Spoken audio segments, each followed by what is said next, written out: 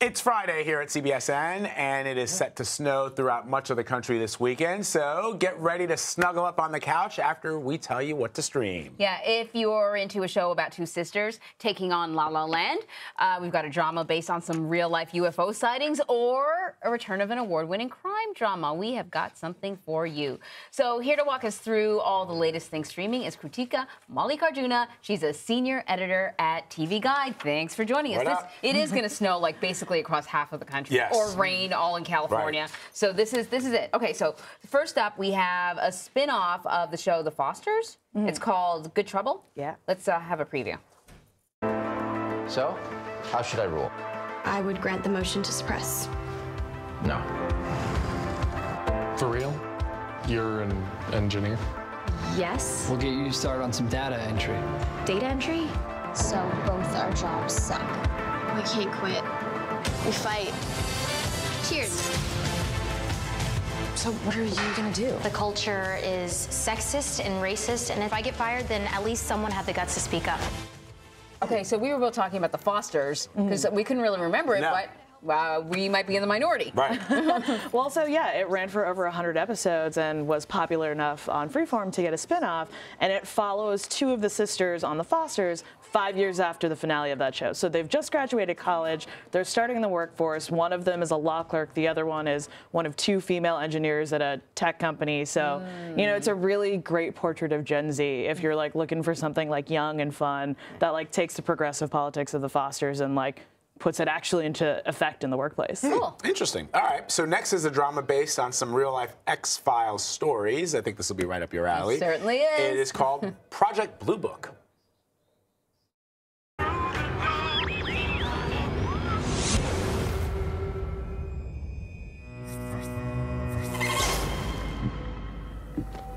It went down just beyond those trees! Come on! This way! The whole forest smelled like death. Lord Almighty. And then saw that thing.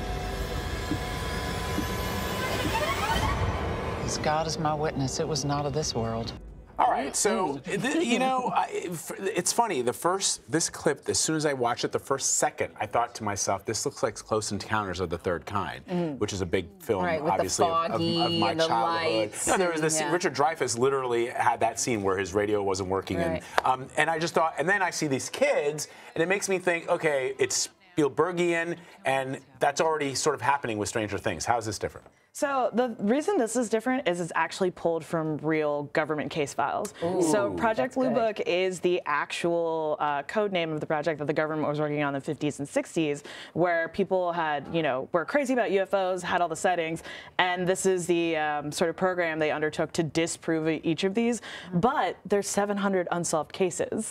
So Project Blue Book, the TV show, takes each, pulls from those case files, and each episode is a different case file, and you get to see like what sort of behind the scenes of what the actual process of trying to debug this stuff actually was, and why there are so many unsolved ones left. Ooh, interesting. All right, I'm down with that. Fashion together my tinfoil hat. Exactly. Let's do it. It might be right up my alley too. True Detective's back. Yes. Mahershala Ali. Yes. Not bad. It's, you know, I'll watch anything with him. I know, so everybody will. So he just won a Golden Globe. He did. Let's take a look. Before you ever knew me, I wasn't scared much. I wasn't a fearful man. I'll be back before the sun goes down, you understand? Yes, sir! Yes, sir! Those kids, my kids, my wife. My whole brain's a bunch of missing pieces. Mr. Hayes. Mr. Hayes. What?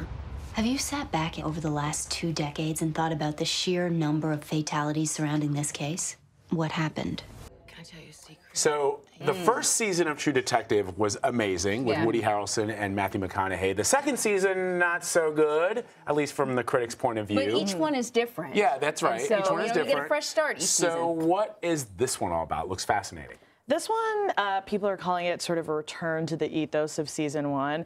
And I really do think that if you love sort of like the the grandiose nature of like the nihilism of season 1. This is really coming back to that. But I think what saves this season in a big way, or like saves True Detective in a big way, is, as you said, Mahershala Ali. Like there's a really interesting story where he was actually auditioning for Stephen Dorff's role, which is much more of a sidekick in this season, and he convinced the showrunner to cast him as the lead instead, so it would open up all these new dramatic things that True Detective could go into, like you know, exploring what it's like for a black veteran coming back from the Vietnam War and things like that. And it really brings like a depth of human emotion to True Detective that I haven't seen on previous seasons, and I felt a lot more connected to the leads, the character arcs, than I did in previous seasons. That's really interesting. Fun fact, a long time ago, back in 1999 when I was living in Paris, I hung out with Stephen Dorff for a night on the town. Cool? He was very cool. Oh, man. He was cool. We went like to all these bars, and it was a long story of how it happened, but very nice guy, a great actor. I had seen him. He had done a movie called Backbeat, which he played Stuart Sutcliffe, the Beatle, an early Beatle, who passed away before they became famous. He was amazing in that role, and so that's how we bonded. Very really cool. He's also excellent in Is he? in Yeah, I'm looking 3. forward to it then.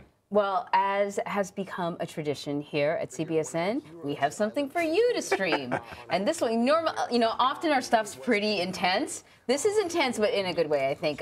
On Sunday night, CBSN will stream a special hour on Puerto Rico, anchored by our David Begnaud. It will begin with his reporting on Lin-Manuel Miranda, bringing Hamilton to the island. Oh. And at 8:30 Eastern, we're going to show you our CBSN originals, Puerto Rico, The Exodus After Hurricane Maria.